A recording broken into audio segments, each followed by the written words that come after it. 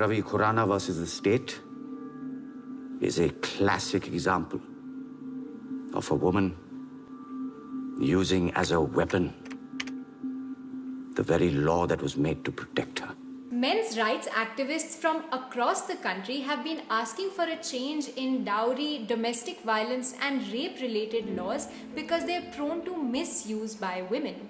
And it's not just them. We all know people who believe that women frequently misuse dowry and rape-related laws because it's a convenient way to extract what they want from the accused and their family. Even the Supreme Court reflected this desire to protect men from women's accusations, calling them trivial and irresponsibly filed in the heat of the moment.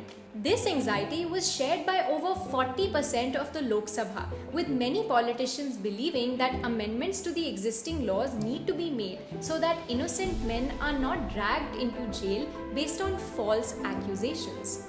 So let's look at the facts that are backing these claims. There have been some cases of men being wrongfully accused of sexual violence. And yes, on occasion, men and families have been wrongfully imprisoned under Section 498A on charges of taking dowry. But do these constitute the norm or majority of sexual or domestic violence cases? And do these make it sufficient for us to say that these laws are misused by women? Absolutely not.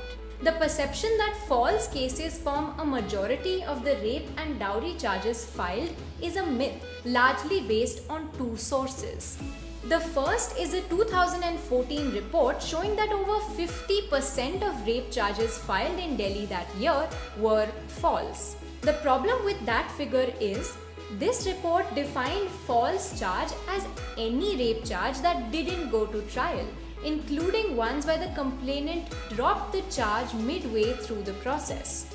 But a dropped charge is not the same thing as a false charge. In fact, in countries like the US and UK, which saw a similar dropout by complainants in rape cases in 2019, official state investigations found that women dropped charges due to intimidation and intense scrutiny by the police on their personal lives, not because their reports weren't true.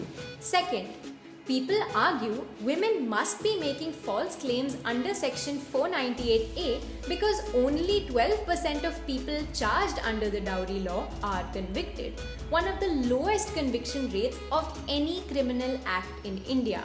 But there are many factors that can influence the outcome of a criminal trial, and cases of domestic violence and harassment are notoriously difficult to prove, especially if a victim is being intimidated or threatened by her family.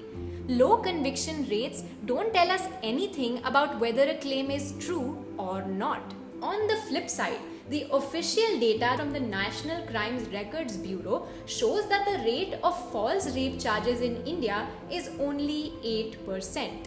The National Family Health Survey shows that 1 out of 3 women suffer domestic violence in their marriages. Several independent studies have found that between 50 to 80% of Indian women have been subject to some form of public sexual harassment.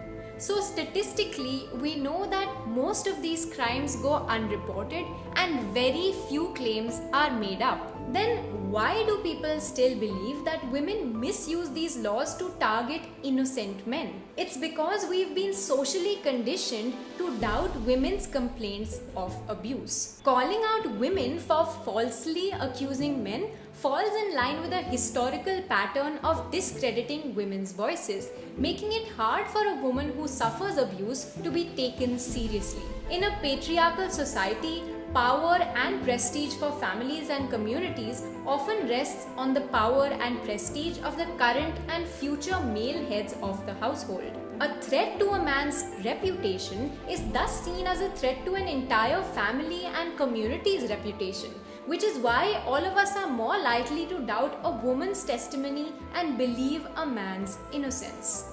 And here's the thing, the Indian Penal Code and our criminal justice system are not perfect, but there's a difference between critiquing and asking for changes in the justice system and advocating for a misogynistic narrative that women are abusing loopholes in the system. The laws that protect women from abuse, harassment, and assault are a result of years of feminist activism, and there's still a long way to go before women are truly equal in the home and in the courts. Between now and then, the most important thing we can do is to believe women when they bravely speak up about the abuse they face in their families, and to make the entire system kinder and more supportive towards victims of these crimes. That's it for our latest video in the Overthinking It series.